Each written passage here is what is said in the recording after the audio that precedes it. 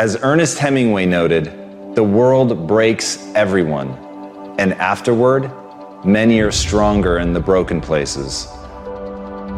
But my question is, why isn't everyone? To me, it comes down to the strategies that you use. There really isn't anything objectively good or bad. There isn't anything that happens to you that can't be overcome. There isn't anything that could happen to you, anything that when you turn inward, you can't find a reason to overcome. You can't find a way to put those pieces back together, and that becomes your job. It becomes literally up to you whether you're going to sit and wallow and woe is me, because what happened, happened, and there's no way to take it back. But how you respond, what you bring to that table, whether you meet fire with fire, whether you meet that adversity with falling apart, becoming weaker in the areas that broke, or you bind them and mend them, and it becomes like a weld that literally makes you stronger, is a choice. And it's a choice only you get to make. But as Stephen Hawking said, when you complain, nobody wants to help you. There are many things in your life that you have every reason to complain about. You have every reason to be upset by the things that have happened to you. The most sinister thing about excuses is they're valid. There's a million reasons why you should be able to give up. There's a million reasons why you shouldn't need to try. That thing that broke you, you should be allowed to just sit on the ground. And here's the thing, that's your right. You have every reason to do it. And maybe people won't even think less of you. But here's the truth. You either become weaker or stronger in the places that broke, and that's a choice of how you react moving forward. The great news is, the best thing that you could do to become stronger is love yourself. And as Kamal Ravikant said, loving yourself is a practice. People think that it's something that's gonna feel right, that it's gonna feel natural, that you're just gonna turn inward and there it is, this spark of love and joy for yourself, inside yourself. But the truth is, that's just not the human experience. That's not the way that it works. There's gonna be a voice inside your head and it's going to blame you. It's gonna say that it's your fault. And no matter how many times people on the outside tell you that that is not true, that this thing happened to you, that it isn't you, it doesn't define you, there will be a voice that's going to tell you that it does. And that's where you have to fall back on process. That's where you have to realize that you literally have to practice loving yourself, and that it's okay, that no matter what happened, there is absolutely nothing that invalidates that you're worthy of your own love. But you've got to practice it. You've got to be willing to do it. You've got to be willing to put in the reps. You've got to know that it's not going to feel right, but you've got to know on the other side of that is a vision of your life where you actually do love yourself. Because you took the time to say it. You took the time to practice it. You took the time to sit there and feel stupid and say that you love yourself. And sometimes just putting in the work is what you need to do to get strong. So put in the work.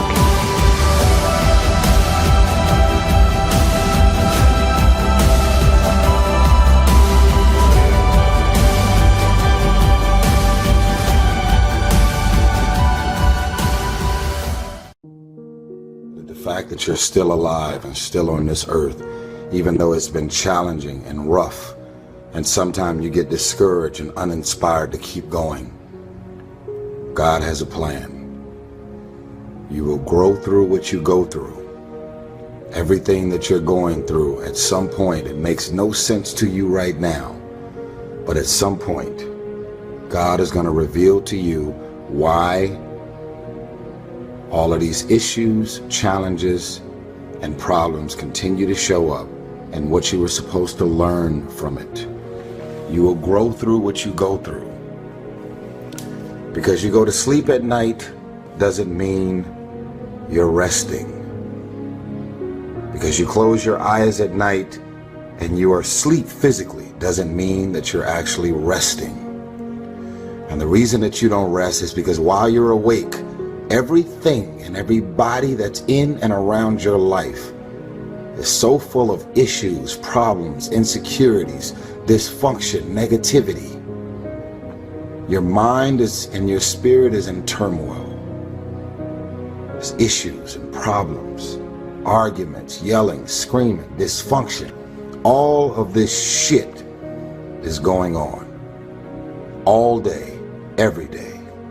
So when you go to sleep at night, you're not resting. A lot of people would say, I love myself. Do you really love yourself? Are the things that you're doing, the people that you're hanging out with, and the places and the circles that you're traveling in, does that reflect a person that actually loves themselves? If you love yourself, why would you fuck with those type of people? You know what they're saying about you behind your back. You know they're jealous and envious of who you are and the things that you got going on in your life and your career. You know that they don't like you. And they've made it clear. They've sent you every sign imaginable that they could possibly send you. And because you're so desperate to have people around you and in your life, you continue to go back. You continue to show up to everything they invite you to, knowing what they're saying about you. I'm not preaching separatism. I don't want a bunch of people to just be alone at home doing nothing with no friends, no family, and nothing to do. I'm saying that at this point, you are old enough and mature enough to understand the difference in good people and bad people. And when you're hanging out with negative, dark, and dysfunctional people, you cannot expect yourself to go to sleep at night and rest. You cannot expect yourself to feel good about your day when you're including negative and dysfunctional people in your day. So what you grew up with them? So what their childhood friends? So what their family? We have a responsibility to walk in the direction of peace. I want to laugh. I want to smile. I want to enjoy myself. I actually want to feel good about the people that are around me. You have that as a choice. You actually do. You don't wake up in the morning and negativity, dysfunction, problems, and issues just randomly pop up. These are the people that you have decided to include in your life. So the outcome of your day, your hour, your minute, your week, your month, and your year is always draining, always dysfunctional, and always fucking crazy. Because these are the type of people you've decided to include in your day-to-day life. I'm talking to somebody. You don't love yourself. You can't say that you love yourself when you continue to invite and include these people in your life. They're threatened, they're insecure. They have a problem with you and you don't even have a problem with them. They try and make you feel bad about being so blessed. They laugh about it, but they're throwing subliminal and very direct messages at you. They're jealous. They're envious. They're insecure. They're threatened by the idea that you're coming up. Your career and your life is advancing. God put people in your life for a reason. Others are there for a season. And it's very important that you recognize when people's seasons are over.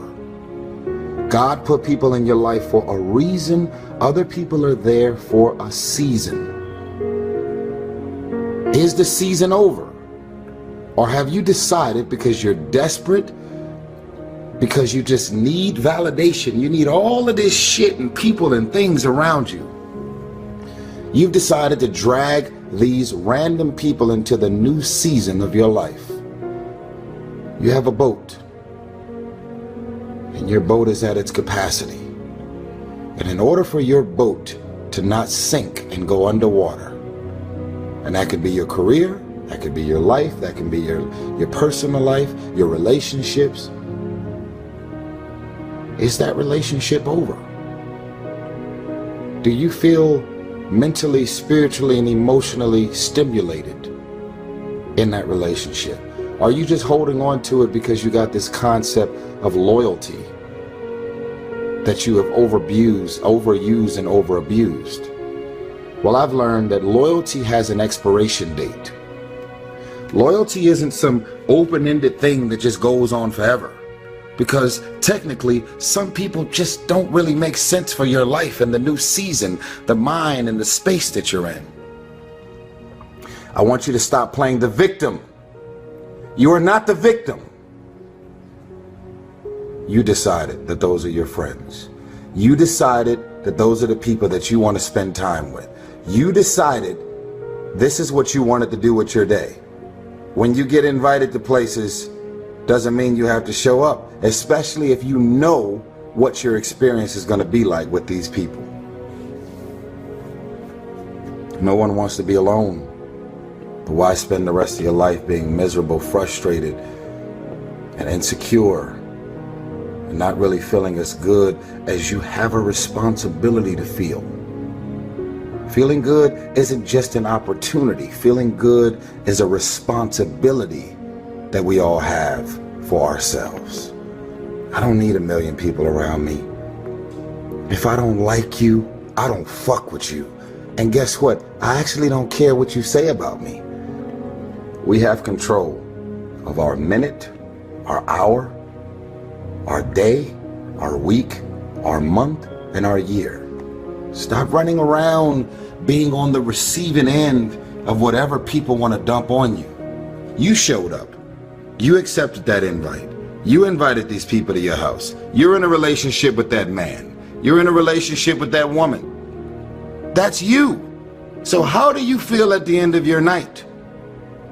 It's always going to be based on the people that you decided to include in your day, your week, your month, your year, your minute, your hour. You got 24 hours in a day. When you go to sleep at night, how are you going to feel about your day? All depends on who you decide to include in your day. Stop running around acting as if you don't have a choice. You do have a choice.